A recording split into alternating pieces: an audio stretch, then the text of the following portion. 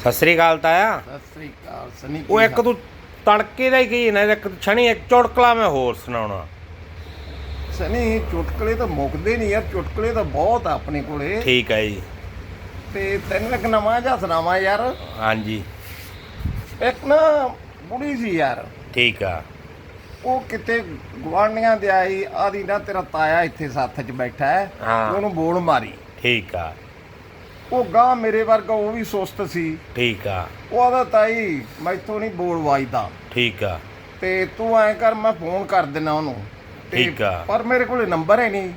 ਉਹਦੀ ਨੰਬਰ ਤਾਂ ਮੈਂ ਦੱਸ ਦਿੰਨੀ ਆ। ਤਾਈ ਕਹਿੰਦੀ ਨੰਬਰ ਮੈਂ ਦੱਸ ਮੈਂ ਦਿੰਦੀ ਦੱਸਦੀ ਆ। ਠੀਕ ਆ।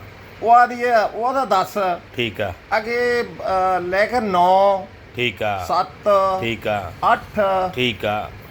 ਉਹਦਾ ਤਾਈ ਗਾਂ ਵੀ ਦੱਸ, ਇਹ ਤਾਂ 3 ਨੰਬਰ ਹੀ ਹੋਏ। ਠੀਕ। ਉਹਦੀ ਤਿੰਨੇ ਹੀ ਲਾ ਦੇ, ਆ ਸੱਥ 'ਚ ਤਾਂ ਤਾਸ਼ ਖੇਡੀ ਜਾਂਦਾ ਆ ਜਾਊਗਾ। ਵਾਲੀ ਤਗੜੀ ਜੀ।